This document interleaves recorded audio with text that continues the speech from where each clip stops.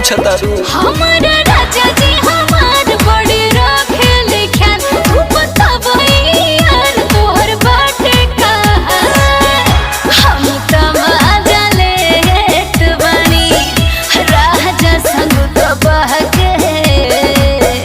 हाँ तू तो खुश बाड़ू पियवा के पाके, हम तो रोवतानी सैड सॉन्ग बजा के। तू तो खुश बाड़ू पियवा के पाके, अरे वाह। हम तो रोवतानी सैड सॉन्ग बजा के। हम मत रोवो। रोवतानी सैड सॉन्ग बजा के, बजा के।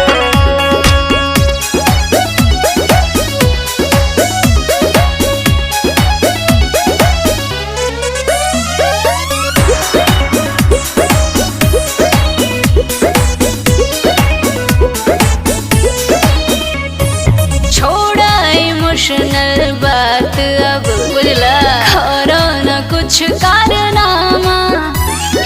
नीमन प्रॉपर्टी देख के लिखवाला तू अपन बयानामा। सब धन तो तोरे पे लुटा दे। अरे ना है जब करे के रहे तयास काहे लगैलू, हमर सब कुछ तू ही हाउ हमके काहे बतैलू। इतना झूठ कवनो न फायदा बटे हम पे खिसिया के। अब तो बोलबे करबू। तू तो खुश बाड़ू पियवा के पाके, हम तो रोवतानी सैड सॉन्ग बजा के। तू तो खुश बाड़ू पियवा के अरे पाके, काहे हो? हम तो रोवतानी सैड सॉन्ग बजा के।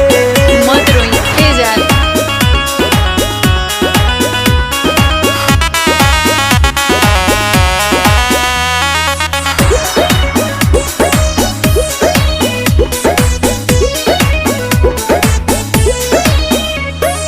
बाटे हमार सलाह है गो मनाए यादव रा, पास्ट के भूली जाब तू फ्यूचर शुरू कर।